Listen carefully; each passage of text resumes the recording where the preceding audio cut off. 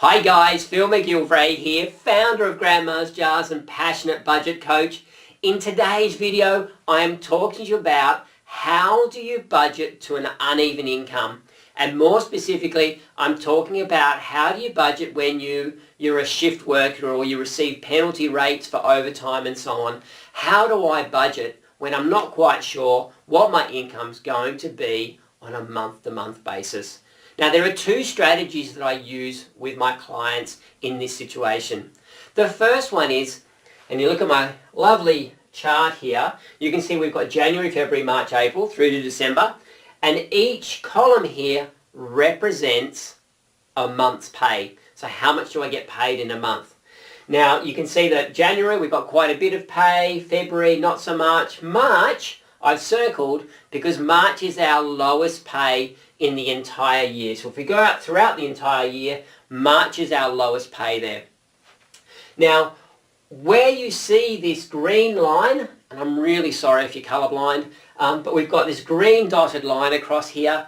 The green dotted line represents our minimum income. So this is our worst case scenario. So if you're a shift worker or you do receive the penalty rates, this typically would be your base salary. Now, if you can, I strongly recommend that you try to budget on your base salary. So what that means is when you've got your piece of paper, or if you're using our Grandma's Jars app, at the top of the page, we've basically got minimum monthly income, and then under that we identify how much we allocate to all of our expenses on a monthly basis. So ideally, what will happen is we have our income, we have all our expenses, and we have a surplus at the bottom there that says, even when we're living off our minimum monthly income, we still have some savings at the end of each month.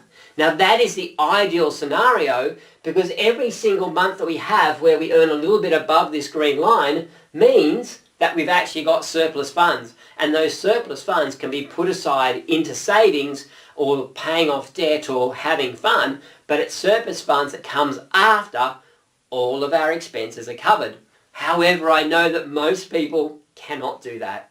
So our next step, if we can't live off the minimum monthly income, is to then figure out what our average income is on a monthly basis. So we can see here the red line, red dotted line, represents the average income. So of course, we'll have some months that are over that, some months that are below that, but on average throughout the year, we know that is what we will earn.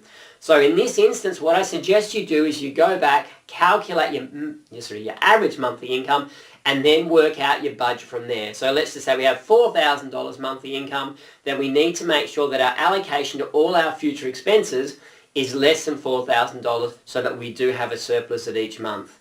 So there's two strategies that I recommend you look at. Firstly, try and factor in your minimum monthly income. If you can live off your minimum monthly income, that is brilliant, and that is my preferred option. If you can't, you then need to go back through and work out, well, okay, what is my average monthly income? And you need to use that as the baseline for your income, for your budget going forwards. Okay, I'm hoping that makes sense.